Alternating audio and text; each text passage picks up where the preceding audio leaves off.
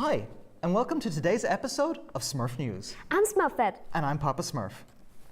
Today's episode is about our experience working in global virtual team.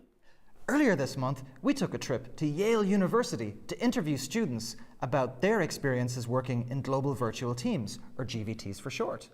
Let's check it out. Okay. Hi, it's Khanh. And Ciaran. We are in Yale in the Global Network Week. While we're here, we're actually going to take some time to ask some of our colleagues a very simple question.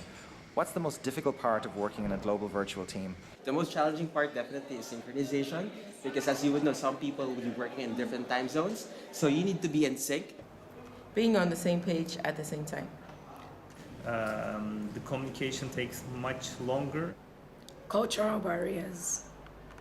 How people want to manage and develop one idea. I think the biggest challenge that you have in virtual teams is the fact that, in my point of view, you don't have any visual contact. When you don't know the people personally and the team is rotated, you cannot really transfer the knowledge from the previous team member to the next one. When one of the countries or the cultures wants to establish or impose their way of doing business.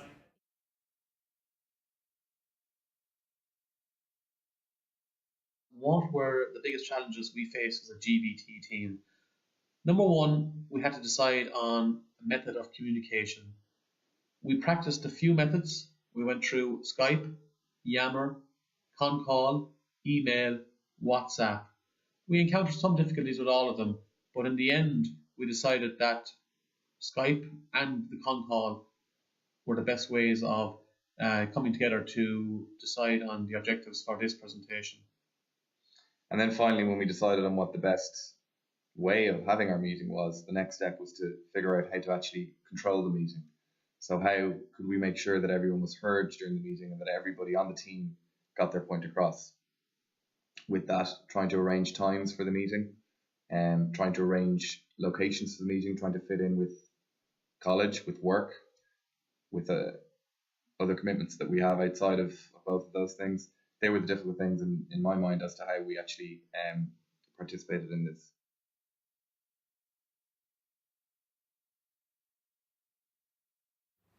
In our experience of the GVT process, we found Testa Neely's paper, Global Teams at Work, and our split framework to be very useful.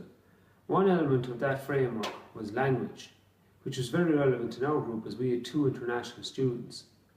Now, Neely in that paper emphasises the need for native, fluent and dominant speakers to dial down their dominance, and for less fluent speakers to actively dial up their engagement, and that leaders in the group must ensure there's a balance for inclusion, that all members are heard and understood on the team.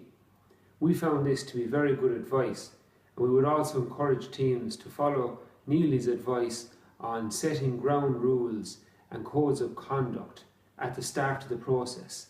This will ensure that all team members know exactly what's expected of them and will ensure a more effective working team.